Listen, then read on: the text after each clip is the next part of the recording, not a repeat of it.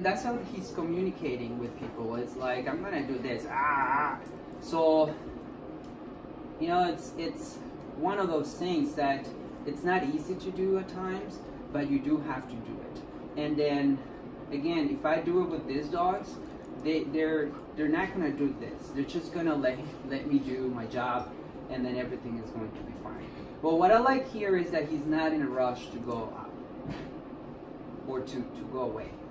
And what you're saying is that anyone can do this if they just put in the time and kind of challenge themselves to say, I'm going to be able to do this with my dog. This is something we're going to be able to do together. Even though it's hard now, if we work on it, we can change our relationship and make it a more natural part of what we do. Make the dog, with that trust that I'm talking about, the dog is going to, you know, like not necessarily here in this scenario, but like if you have another, in another environment, the dog can actually trust you, because what I've seen is that the dog wants to run away from the situation.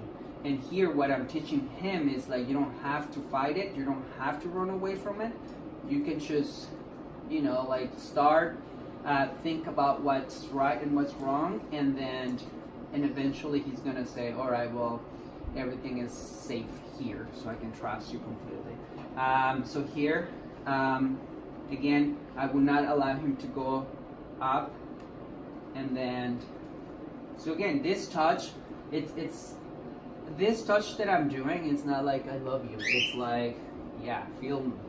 Or I love you, poor boy, I'm sorry that happened. Right. So I don't know his background, to tell you the truth, on what happened here. A lot of people think that because the dog fights it that way, or they freak out a little bit, that someone must have abused them. And it's just the lack of communicating with the dog. Dogs communicate with touch, physical touch. And if you don't communicate this way, then you're not helping in that relationship. You want the dog to trust you. But if you're afraid of your dog, then I would say you should do this. You can do this with help, but I wouldn't suggest you should do this without protection as well. So again, gloves, a muzzle here, a leash. You would have other people around in case you need help. Because the dog's not going to be able to get comfortable if they can feel that you're not comfortable. All right? They can sense you and smell that fear from far away. You know, you don't tiptoe around the dog. You're not going to be able to trick them. You're not going to trick the dog. And then, not only that, you're going to make it worse for yourself because you're sending mixed messages, right? Right. So here, because what I'm saying is, trust me. So here, I just block. See this? What I'm asking is him trust me. See this? So trust should be this way. What I'm saying is, I don't need to hold your head, but you need to let me do this. And that yawning? That is part of the process. Which I like is, if you notice, he's not fighting it as much. So you like the yawning? Oh yeah, you should expect to see that. What does that signify to you? It's a sign of relaxation that he's starting to think. Like properly. The releasing of tension? Right. So I don't know if you notice right here, he's closing his eyes right now. Because I think some people say yawning's a bad thing, don't they? I don't know. But I don't see it as a bad thing. I see it as a good thing. Again, this dog is not fearful. Look at the tail. He's not afraid of this situation, but he's not willing to help to make it easy for me, because why would he if no one has asked, right? Or if this has worked before, he did something like this, right. And then the person said, never mind, right. That makes it even harder, that person was feeling some tension and then got afraid because of those teeth, then what he learned right there is that next time they do it, I just need to put some teeth there or show some teeth, and I would get my way, and then that would escalate to different levels. Now, do you accept any teeth at an older age, like for an adult dog? Like, Is there No. any appropriate time that they should be putting their teeth on you, even if it's light? I do not allow dogs to put teeth on me. That's just my personal opinion. You know, if you like it, then that's one thing. But I start teaching dogs from young age. We started with this one, that I don't want teeth on me. It's just a boundary that I put, safety boundary that I put, and then they have to follow that. So if she puts, which at times she does, but not because I mark and I make clear that boundary. If she puts teeth, she's gonna put teeth gentle. And if I feel that she puts pressure with her teeth, I'm gonna remind her that she's not allowed to do that.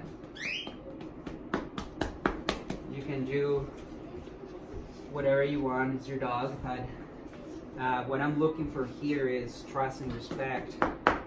And what a lot of people do is they avoid this, or they say, it's cute that they put teeth, or they growl at you at times. And then it's cute until it's not cute anymore. Alright, so here I'm letting him, there we go. Licks are good. As soon as he started putting teeth, then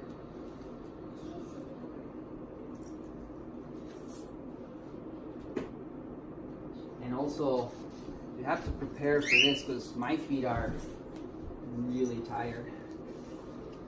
I'll slip right now. So this, see, he doesn't have any sense of like boundaries right here, and that's why I put my hand right here to block it. So if I just block, then I don't have to deal with that.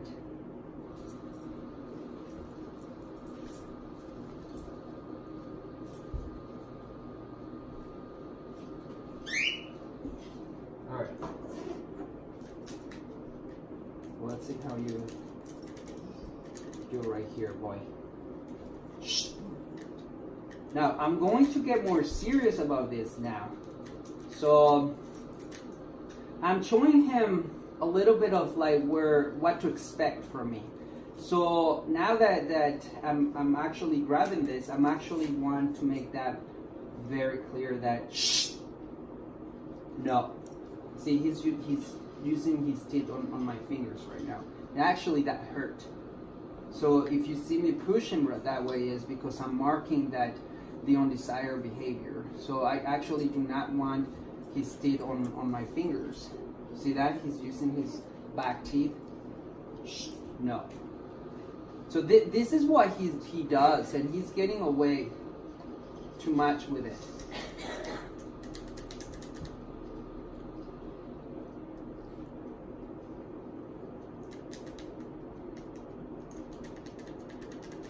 See how he this makes him feel good, makes him feel safe. No. So when I do that physical touch, it's not really harsh. It's just like a hey, snap, and so I do it when he's biting on my fingers. I don't know if you see it. There is like marks in there that he's actually chewing in there. You know, and it's one thing if it's just putting teeth right here, but it's another one that he's actually chewing on, like putting pressure in there. That it's not fun when they put pressure. Shh. All right, so I'm gonna do one and see what happens, and I'm gonna do a little bit. Not too much. There we go. And I'll let him smell. Do a little bit more. And I'll let it digest what happened. See that? So I'm grabbing really. No. So here's what's going on here. If he puts teeth right here, and if I don't just snap the brain, if I don't tell the brain stop it, then it's gonna escalate. And do I want him to escalate? No, because again, you know, I don't want puncture wounds on my hands. And again, I don't tiptoe around dogs. Shh. Not see it at all right now. Now this is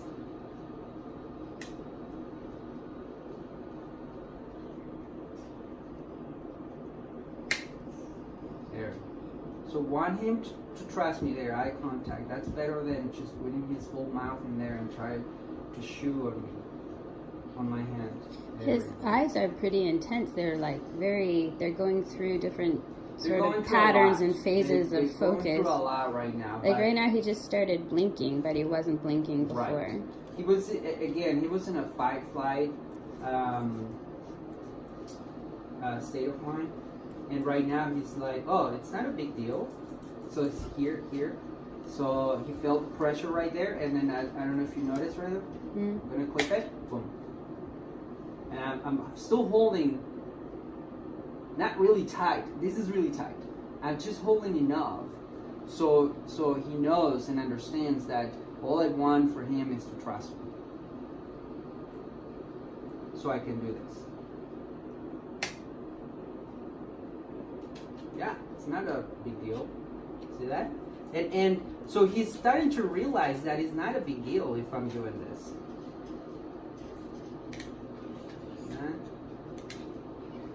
Hey, no. See that? He lifted his lip at her, yeah. So because this is what I'm talking about their dogs. Like that was just a signal that this is not a time to playing around right now. Yeah, he's serious. And then if I don't mark that, and that's what I said, I don't want excitement around him, because if he doesn't see me as someone that is going to stop other dogs, then he's not going to respect me. So if he sees me that I can stop a dog and say, I don't want this because this is an intimate work, then he's not going to trust me. And he also not going to respect what, there you go. So I'm putting pressure right there. Hey kids, this is not an appropriate time to be petting the dogs. Please go find something to do. There we go. So I'm gonna clip, and I'm letting him digest what happened. There we go. Oh boy. So here, that's another thing that I do. You don't have to do it, or if you have other beliefs, then that's okay with me. We each have different beliefs. But I don't tend to touch right here as much, especially when I do exercises like this. I mancha. So if I touch to say good boy, I do this right here because I want him to no go. So again, I touch here. I don't touch right here. Can you explain why? What is touching the top of the head in comparison to touching here? I'm trying to make him feel good about himself, like proud about himself. The way I see it a lot of when they feel proud, they lift their head and they look like this. So what I'm saying right here is feel proud about what you're doing. You're doing a good job. I think I've heard you say it once before too, though, that from the top it's a dominance type thing, isn't it? It is. Here, the reason a lot of dogs they don't like, if you know, some dogs do it, they put their heads right here, they don't like that. So, you know, some people may argue that that's not what that is. That's how I see it, and then you can believe, you know, that's a personal belief. I believe that this is dominance, and you know, because I work with other dogs, anytime a new dog that knows what they're doing, if another dog puts their head right here, he will respond. He will say, back off. That's just how I see it again. You don't have to see it that way. I try to make sure that they can trust me and make them realize that they can feel proud about themselves. Right? And again, I'm not just like, oh, I love you, or I'm feeling sorry for you. It's like, yeah, you're doing a good job. So here, going back. Again, don't tiptoe around your dog because you're gonna get hurt. So he's very quiet. Oh yeah, there. It's because if you notice right here, I'm about to click. That's when you could see this. This he doesn't respond when it's open like this. It's when I put pressure and he feels the pressure right there. So you notice that? Then that's when he gets tense because Mancha, go. He's very intense right now. There you go. See that was a marker that I don't want her around. They want to help. They don't know how to help, and they also want to make it like a game. You know, and either of those things, I don't want to take my chance. Here, he's quiet. You notice quiet. because he feels the pressure. I'm gonna quit, and I let it digest. So you've held the pressure. Because that's a common thing that we're hearing from people who have difficulty cutting their dog's nails, is that as soon as the dog feels the pressure, they freak out. But you're even in the pressure spot and staying there and waiting. Is that right? That's correct. But another thing that I do is as soon as I feel pressure from the pressure of the arm, their paws, or pulling the hand away, then I will put pressure. See, I'm just holding right here again. It's like blocking. I'm blocking right here. But if he puts pressure, I'm going to put pressure as well. So again, the pressure means, trust me. Another thing is like, oh, my feet. Oh, all right. So now that I start this process with this paw, I need to finish it because I want him to relate to me that way. That when I start something, I'm going to end up in a good note, or we're going to end up with like 100%. There you go. He got quiet again, but because, see, no, there we go. So this is not pressure. This is pressure. There you go. As soon as he feels pressure, he moves, and then this is what. Hey, no. So that. Yeah. Well, that's what I'm avoiding when these dogs are around because this is more intimate. He needs to trust me, and if he doesn't trust me, he's gonna bite me. There we go. And then, so I do this, and I still have his paw right here. And I'm letting the brain think what just happened. See this? His eyes are starting to get, there we go. That's what I want.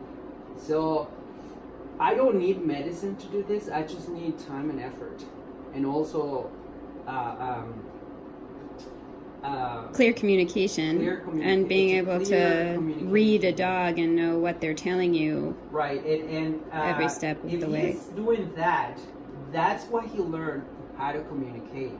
And it's like you don't, and he's communicating this way, but you have not, or the human have not tried to communicate in a different way. And say they freak out and they don't do this, and the dog learns that every time you grab here and you do this, all it takes is to show teeth or to just growl a little bit, and it gets its way. But now, what happens right here is if you let go, when they do that, then that's what you teach them. You teach them that the next time they're gonna do it more and much easier, and then much easier, and then it gets to the point that he's like, well, what am I messing around? I'm just gonna let people know how I feel, and that's where you get in trouble. I noticed that he wags his tail at certain times, but right, it can't be because he's happy or excited. No, because he's feeling the tension and he's trying to show like I feel this way. It's just energy troubling, and so when see, a lot of people focus on the body as well. The body, the tail they're just markers. It's just a sign of how they feel. I don't pay too much attention to that as much as what I pay attention to the head. So here, what I'm seeing is, hey, how relaxed ears are, the eyes, blinking, if you're are like trying to fall asleep, the lips, the licking, all that. Those expressions, as you notice already, like he's fine, and then he gets really quiet, or more, he's holding more tension. That's the stuff that I'm focusing more, because if he's relaxed, then he's trusting me. If he's not relaxed, then I mean he's gonna put up a fight. Now he started to realize that I'm not playing the game, and I'm not gonna let him get his way. So I'm gonna do a little bit more right here. There we go. There we go. Good boy. There we go. That's it. And again, feel proud about you. Feel proud. I don't know if you noticed that he did this. That's exactly what I want him to do. He licked, or he just held his head in it? It's kind of like it's not with the eyes are like really relaxed. And again, I'm just letting him know that this is the tool that I'm using, and it's not. Again, no teeth. This is how it starts. They put teeth because they test in boundaries, and then you don't do anything because you think it's cute, and then it's not. It's cute until it's not cute anymore.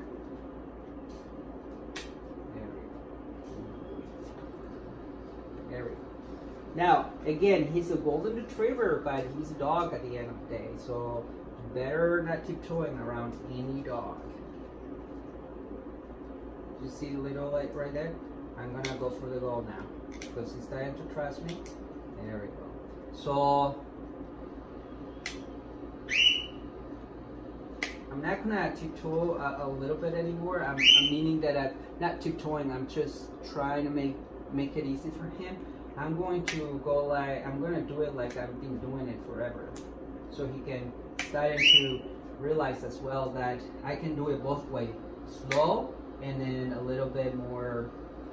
I'm not rushing, to tell you the truth. I'm just, I'm doing it like I'm doing it so many times already. So that one a little bit, he got a little, you notice right there. And again, this is when I'm really firm. I'm not putting like a lot of pressure. I'm firm. I'm not letting him move that paw. And I go in, I'll do it.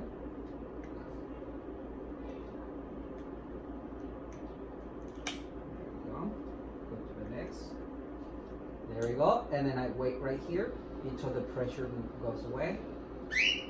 Boom. Good. Good. So one more right here. There we go. You can press. There we go. There we go. Did you hear that? No. A little bit. A little bit. He sighed a little. See how he's starting to trust me now? That's what I want to go for. Now, you do have to make sure that he does understand that this is more personal. So if you have another dog, you have to send the right information to your dog. This is personal. This is not about you and other dogs. Shh. No. He did it again. He's just, he was lifting his lip. Now I want him to know with shh. Shh.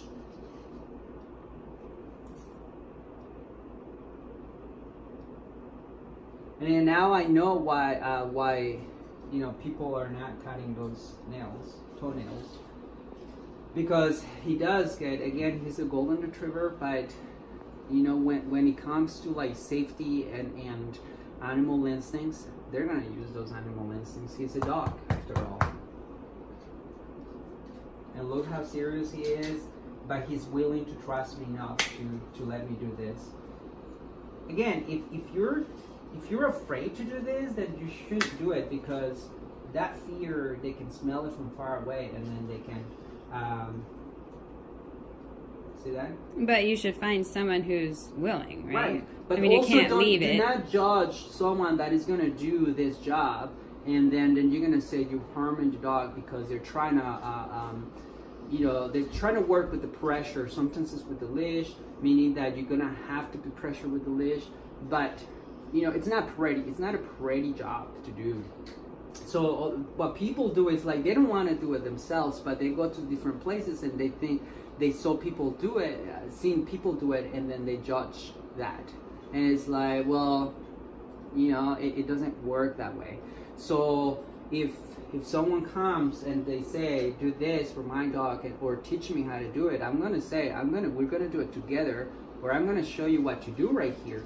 But you better be prepared to do something about it if he wants to snap or if he wants to do something. Now, that's why I call safety protocols, safety precautions. You have a leash.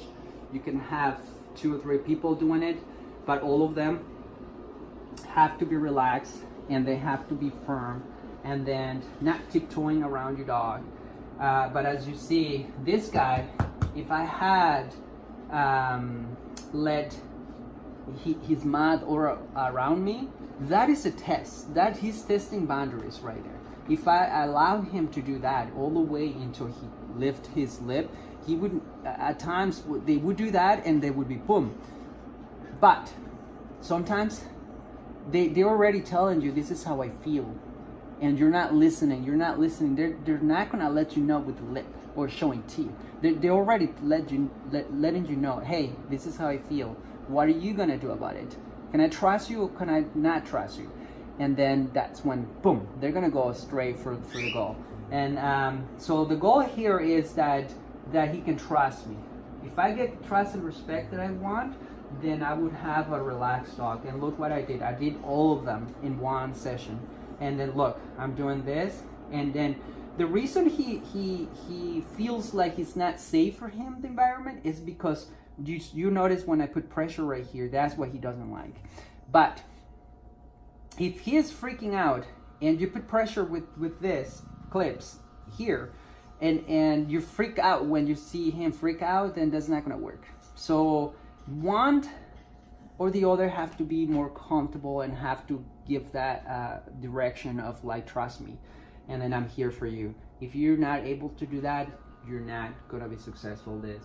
But here's the thing, I did it in one session. It took me probably how long? Half an hour? Maybe a little more. A little bit more. 40 minutes. But see, once I start, the way I do it, once I start something, I get to the point because it's better for me that way. But what you can do is, if you want to do this, is that you can do this, where to the point that he's so comfortable and trusts you, and then once you get this trust, right? So then you grab and then don't clip, just manipulate. See this? He feels uncomfortable. There we go, and then I'm letting him know to investigate. I'm letting him know that I'm just doing my thing, and he should trust me. Trust and respect. But as you notice, I didn't have to use any meds or anything to or any help tools them. either. No, I did not. So because again, I don't tiptoe around dog, and so. Not to say that tools are bad, but it's just that, like, No. I think people assume that you automatically are like, we're going to use this tool, and Right. when No, you don't no. have Tools, to, you don't. Tools are for safety. Safety. You should take your safety or safety for other safety really serious. This again, this breed is it's supposed to be mellow, but again, he's a dog. Well, and as you're learning the cues, right, you'll want to protect yourself for if you miss something or exactly. So here's the thing.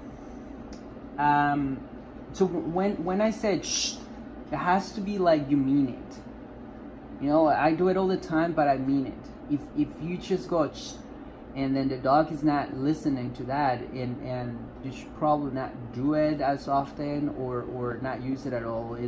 You should use what you can to talk to the brain, to say, hey, just trust me on this one.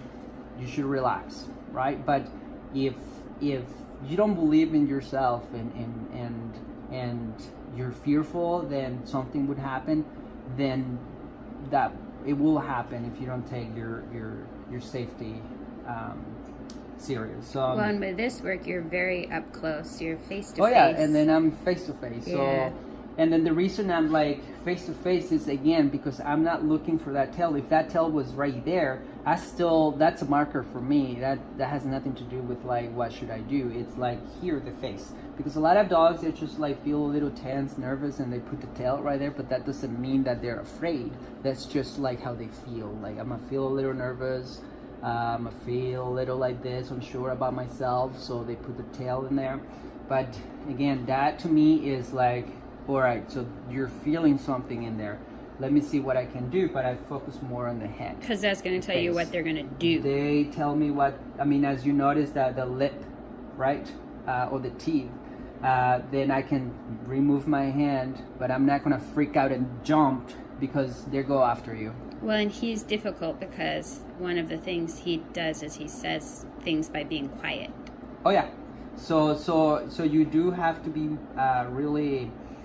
You cannot get distracted. So as you notice, I have my kiddos here, and they're like, let's see what they're doing, right? You cannot get distracted because some dogs are really, really good at just waiting for weakness. And if you get distracted, they're gonna strike. They're just waiting for that to happen. So he's really focused on Minnie right now. Right, and then again, this is personal. So when it's personal, they pay attention to the other dogs because they want to make sure. It's your job to tell those dogs to stay away from this situation because it's a safety right here, and it's about us. It's not about them in here. This is how they can support each other. There we go. Good boy. Yes, good boy. You did a good job. There we go. Yes, and we're done. See, and now we're done, and then it's time for him to move on. But here. Right. As you notice, like this isn't a space to run away from. This wasn't an activity to run away from. Right. And then, so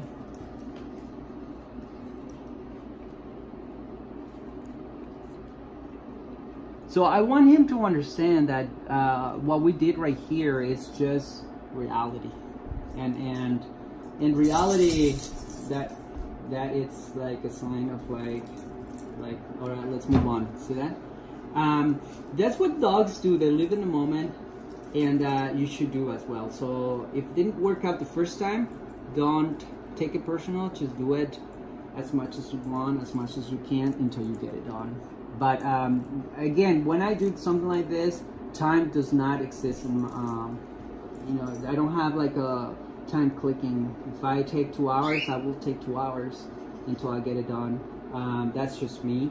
Because what that shows to the dog is that they can trust me right away.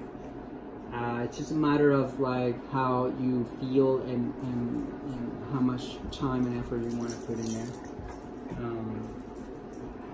But as you see, he already did it, and then he showed some signs of like back off, but